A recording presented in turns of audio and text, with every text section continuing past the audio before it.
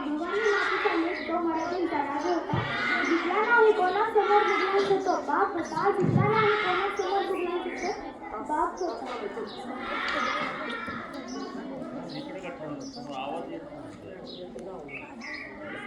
तो मराठ्यांचा राजा होता. भवानी मातेचा लेक तो मराठ्यांचा राजा होता. झुकला नाही कोणासमोर मुघलांचा तो बाप होता. झुकला नाही कोणासमोर मुघलांचा तो बाप होता. अध्यक्ष महाशय, वंदनीय गुरुजन वर्ग व येथे जमलेल्या माझ्या मित्रमैत्रिणी सर्वांना माझा नमस्कार. आज 19 फेब्रुवारी छत्रपती शिवाजी महाराजांची जयंती. ही जयंती आपण शिवजयंती म्हणून साजरी करत आहोत.